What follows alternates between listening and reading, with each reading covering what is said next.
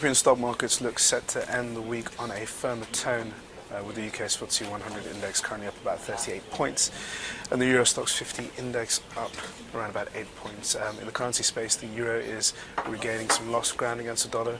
It's back above the 134 level. It dipped below that yesterday, while in peripheral bond markets, both Spanish and Italian bond yields are relatively steady at the moment, doing very little and keeping calm.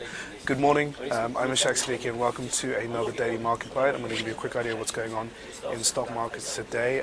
We're really driven by some of the events yesterday, particularly the ECB's latest policy meeting, where they held rates. That wasn't big news, but it was the press conference after with ECB Chief Mario Draghi commenting on the euro's recent appreciation.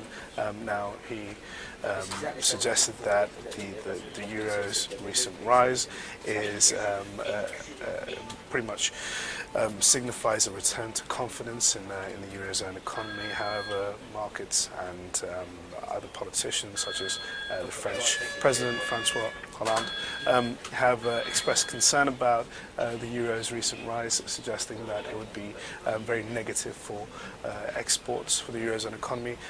Now, the fact that the ECB is watching the situation carefully would suggest that it's indirectly looking at the idea of maybe further policy easing, perhaps a rate cut, if we continue to see the rise in the euro.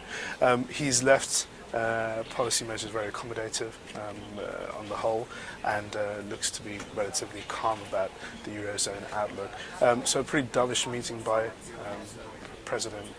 ECB President Mario Draghi, and on the whole, markets are starting to take heart in the fact that the ECB is leaving the doors wide open. Yesterday we fell on the back of the ECB meeting. There was a bit of a knee-jerk reaction. The euro has run up quite a bit.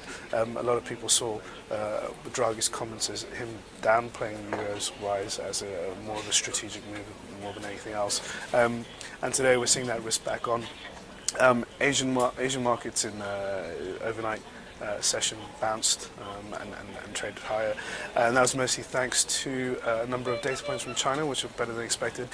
Trade surplus, imports and exports all were much better than expected, reconfirming the recent strength of the Chinese economy.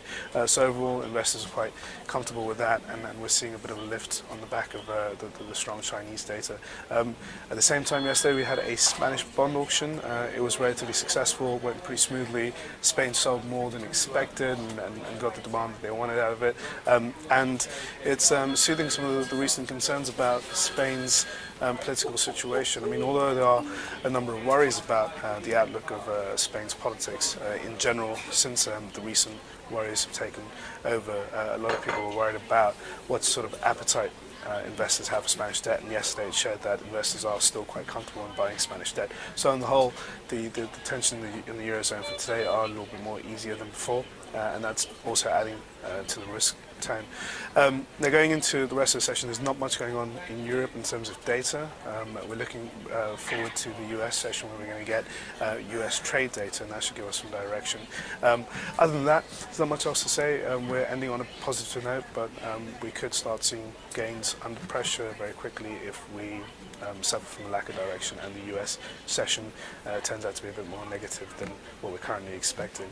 Thanks for watching your daily market bite. Tune in for another one next week, and have a lovely weekend.